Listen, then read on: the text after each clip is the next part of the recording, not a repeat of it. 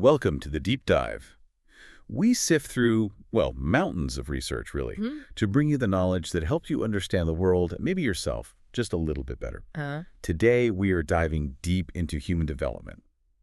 It's essentially the study of how we change and how we stay the same across our entire lives. And we wanted to start with this really quite moving story about a woman named Elaine Labar. It just captures so much about how our past stays with us. Right. So Elaine was a musician, developed Alzheimer's at 92. She'd played piano since, what, the 1920s? Yeah, a lifetime. And her daughter filmed her, asked her to play Beethoven's Moonlight Sonata, the third movement. Okay. And Elaine looks at the piano and says quite clearly, "I don't know it." Wow. With Alzheimer's, that makes sense. Yeah. Tragically. But then she puts her hands on the keys and she plays it flawlessly with like total passion and commitment. No way. Yes. Her daughter said life makes sense to her at the piano. That skill, that music, it was just embedded so deeply in who she was, it went beyond the memory loss. That continuity, right? Yeah. Even amidst decline. That's really the heart of what developmental psychologists are looking at, this whole pattern of growth, change, stability, Yeah. decline too over the lifespan. Exactly. And to sort of map this massive journey, researchers tend to break it down. They look at three fundamental processes that are always interacting with each other. Okay, what are they? Well, first, you've got the physical processes. Yeah. This is everything biological. Your genes, hormones changing, maturing physically, brain development, motor skills, all that stuff. Got it, body stuff. Then cognitive processes. This is about your thinking, intelligence, learning language, figuring things out, remembering, imagining, constructing a sentence even. And those are obviously linked to the physical, right? Like brain changes affecting thinking. Totally interdependent. Right. Which brings us to the third one, socio-emotional processes. This covers changes in relationships with others, how we experience and regulate emotions, and our personality. So, like an infant smiling back at a parent, or how we handle grief later in life. Precisely. An infant needs the cognitive ability to recognize a face before they can really engage in that social back and forth. You can't pull them apart. They all weave together constantly. Okay, so let's get into some of the big questions and how researchers try to answer them. It's a huge field, so first things first, there's a big warning label we need to talk about. Yes. A methodological caution, you could say. It's really important. Just finding differences between age groups doesn't automatically mean you've found developmental change. Explain that. That sounds counterintuitive. Well, think about how you'd study age differences quickly. You might do a cross-sectional study, right? You test a group of 20-year-olds, 40-year-olds, 60-year-olds all at the same time. Seems efficient? It is, but you run smack into something called cohort effects. Cohort effects. Okay. It means the differences you see might just be because those groups grew up in different historical periods with different social norms, technologies, experiences. It's not necessarily about aging itself. Ah, okay. Like if you tested texting speed, an 80-year-old is probably going to be slower than a 20-year-old, but not because their fingers are inherently slower due to age. Exactly. It's because the 20-year-old grew up with texting and the 80-year-old probably didn't. Or think about using an old VCR. The older cohort might be better. You're measuring cultural experience, not some inevitable developmental trajectory. So if you really want to know how people change as they age, you need a different approach. You absolutely do. You need longitudinal studies. You track the same individuals over a long period, testing them repeatedly. That's how you can start to talk about actual developmental change within a person. Gotcha. Okay, that methodological point is crucial. Now, what about the classic debate? Nature versus nurture, genes versus environment. Right. The age-old question. Nature is your genetic inheritance, your genotype. Nurture is all your environmental experiences. People used to argue, which one matters more. But the modern understanding is, it's not really either, is it? Not at all. They interact constantly. Your experiences, your environment can actually change how your genes are expressed. Can you give an example of that? Sure. A really clear one is phenylketonuria, or PKU. It's a genetic condition that's the nature part. And historically, it led to severe intellectual disabilities. The gene basically caused problems processing a certain amino acid. Okay, sounds like a purely genetic outcome. But it's not. The outcome, the phenotype, depends entirely on nurture, on experience. How so? If a baby born with the PKU genotype is put on a special diet, one extremely low in phenylalanine right from the start, they typically avoid those severe developmental disabilities altogether. The environment, the diet changes the gene's expression. Experience shapes the outcome of the genetic potential. Wow. So the environment is key, but we're not just passive blobs shaped by genes and environment, are we? Absolutely not. That's another key theme. The developing person is an active agent. We don't just react. We seek out experiences, we shape our environments, we make choices that influence our own development. We build our own lives in a way. We develop what some researchers call life themes, these enduring commitments or senses of purpose that guide us. Think about someone like Martin Luther King Jr. actively shaping his path despite challenges, or even Elaine LaBarre finding meaning at the piano. They weren't just passively receiving inputs. That connects to the idea of resilience then. Exactly. Resilience is that capacity to bounce back, to recover from difficult times, or adapt well despite adversity. And while, early childhood experiences are really important, they don't completely determine our fate. That's the lifespan perspective. Early experiences lay a foundation, no doubt. But later experiences matter profoundly, too. People can change. They can overcome tough starts. We aren't just prisoners of our childhoods, as the saying goes. Okay, let's zoom in on how we actually start to think and make sense of the world, the cognitive side. And you basically have to start with Jean Piaget. You really do. Piaget's framework, though debated now, was revolutionary. He suggested we build our understanding of the world using schemas. Schemas, like mental blueprints or concepts. File folders in the brain. Sort of, yeah. Mental frameworks we use to organize information. And Piaget said these schemas develop through two main processes. Okay. First is assimilation.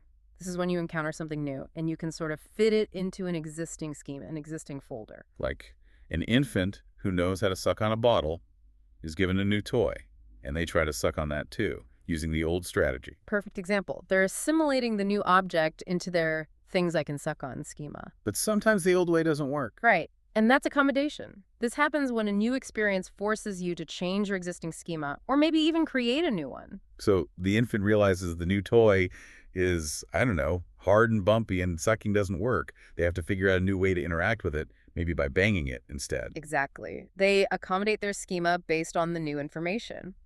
And this interplay, this back and forth between assimilation and accommodation, is what drives cognitive development forward, according to Piaget. He organized this development into stages, didn't he? Based on the kinds of thinking kids were capable of. Yes. It starts with the sensoromotor stage, from birth to about age 2. Here, infants are figuring out the world by coordinating what they sense with what they can physically do. Touching, tasting, moving. And the big achievement here is? Object permanence. The understanding that things still exist even when you can't see, hear, or touch them. Like when you hide a toy under a blanket, a very young infant acts like it's gone forever. Later, they know to look for it. Peekaboo is basically a test of object permanence. Pretty much. Then comes the preoperational stage, roughly ages 2 to 7. This is huge because symbolic thought explodes language, pretend play. But their thinking is still quite different from adults, isn't it? Very different. They struggle with conservation. This is the classic test you mentioned earlier. The juice classes. Right.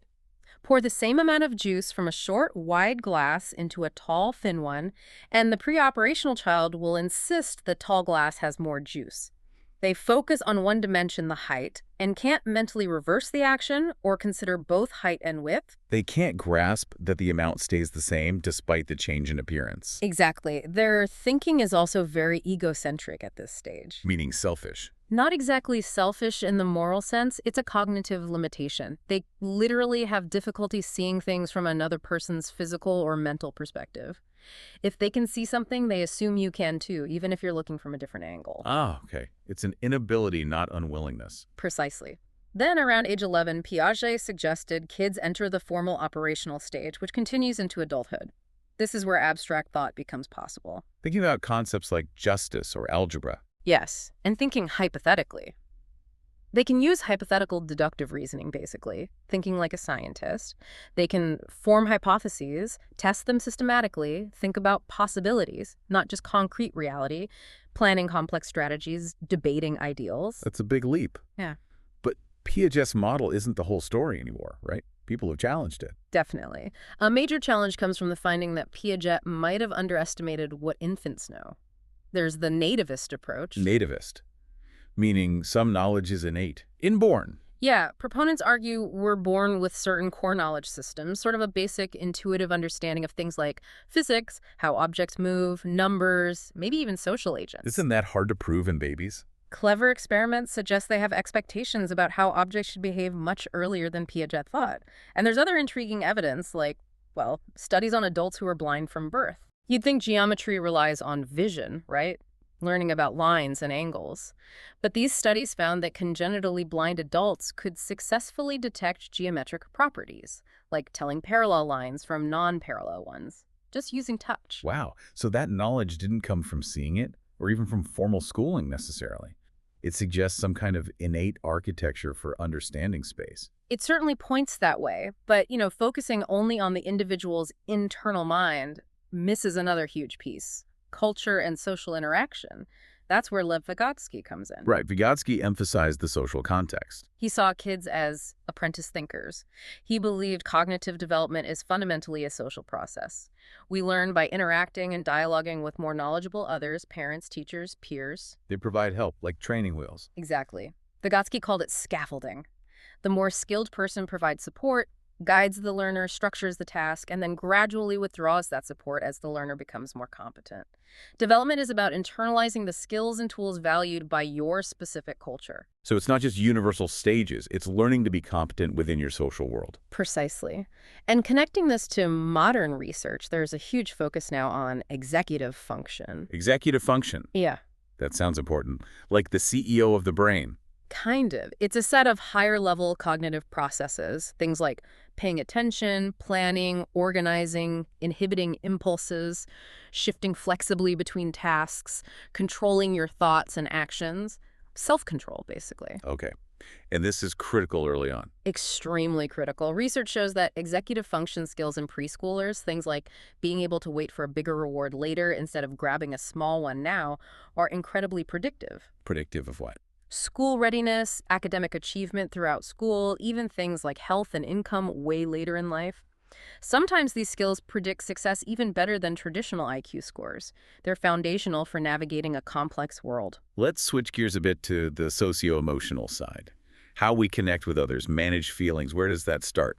Attachment, I assume. Attachment is foundational, yes. And you can't talk about attachment without mentioning Harry Harlow's monkey studies.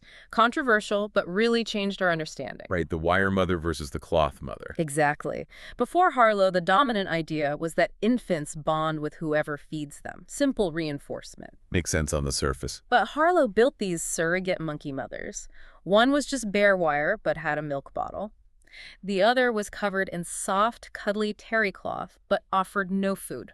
And the baby monkeys. They overwhelmingly preferred the cloth mother. They'd cling to her for hours, run to her when scared, even if they had to quickly dart over to the wire mother just to feed. So it wasn't just about food, it was about comfort. Contact comfort, that feeling of warmth and security.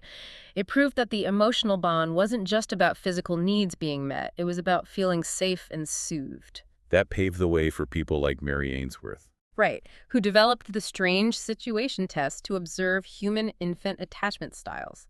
She identified secure attachment, where the child uses the caregiver as a safe base to explore from and is easily comforted after separation. And insecure attachment. Yeah, a couple of types there. Insecure attachment can look like avoiding the caregiver, avoidant, or being really distressed but then hard to soothe, maybe even angry, anxious, ambivalent. And these early patterns can often influence relationship styles later in life. Moving beyond infancy, Erickson gave us a framework for the whole lifespan, didn't he? Seeing life as a series of psychosocial challenges or conflicts. He did. For childhood, key conflicts include trust versus mistrust in infancy learning if the world is reliable. And later, industry versus inferiority during school years, mastering skills, feeling competent, or feeling inadequate compared to peers. And then comes adolescence, a big one. Huge. Erickson called it identity versus identity confusion. This is the time for exploring who you are, your values, beliefs, career possibilities, relationships, trying on different roles. And if you don't explore or can't figure it out, that leads to identity confusion, feeling adrift about your place in the world. It's a critical period for figuring out who am I and where am I going. And all this intense identity work is happening while the teenage brain is, well, still under construction, right? Very much so. There's a really interesting biological factor here. The amygdala, which is heavily involved in Processing emotions, threats, rewards, kind of the emotional gas pedal matures relatively early in adolescence. Okay. But the prefrontal cortex, the part responsible for reasoning, planning, impulse control, long-term thinking, the brakes matures much later, continuing well into the early 20s. So you've got the gas pedal floored before the brakes are fully operational. That's a great way to put it. This developmental gap, this disjunction, likely contributes to some of the things we associate with adolescence. Heightened emotional reactivity, increased sensation-seeking, and sometimes riskier decision-making. Makes sense. Yeah. So given that brain dynamic and the identity search, how do parents navigate this? Parenting styles matter, I assume. They do. Research often contrasts different styles. You have authoritarian parenting, very strict, punitive, my way or the highway. Children from these homes sometimes struggle with social skills or initiative. Okay, versus Authoritative parenting. This style is also firm, sets limits and expectations, but does so with warmth, communication, and responsiveness. They encourage independence, but still provide guidance. and the outcomes are generally better. Generally, yes. Kids tend to be more socially competent, self-reliant, and responsible. Good parents and adolescents often act like effective managers. They practice what's called vigilant care.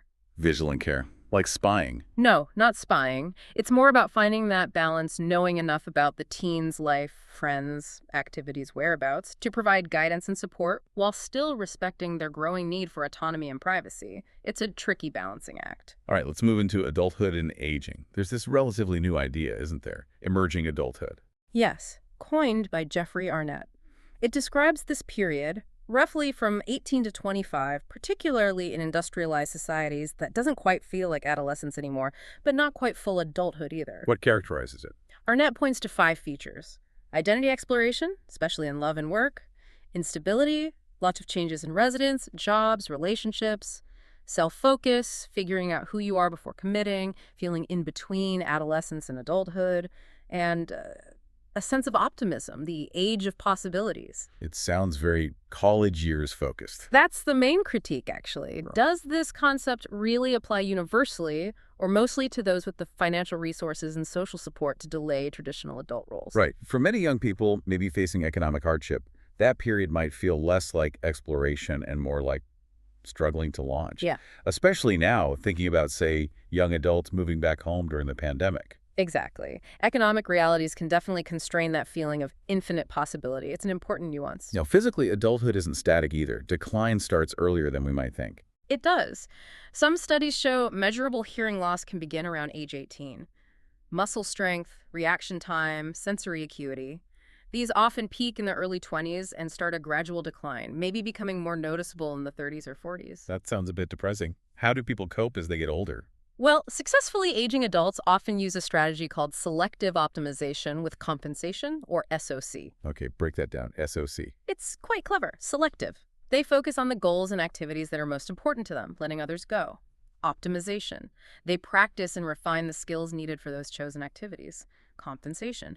When abilities decline, they find new ways to achieve their goals. So, like, an older musician who can't play fast pieces anymore might select slower, more expressive pieces, optimize their practice on those, and compensate by using amplification. Perfect example. Or a runner who can't manage marathons anymore selects shorter races, optimizes their training for that distance, and maybe compensates with better pacing strategies. It's about adapting and finding ways to maintain quality of life and pursue what matters. And we see examples of really healthy aging in certain cultures, right, like Okinawa. Okinawa is a classic example of a blue zone, places with exceptional longevity. The factors contributing there seem to be a mix of things: a healthy diet, low-calorie, plant-based, low stress levels, strong social networks and community support, staying physically active throughout life, and often a sense of purpose or spirituality, what they call ikigai. That sense of purpose seems key. Does our emotional life change as we age too?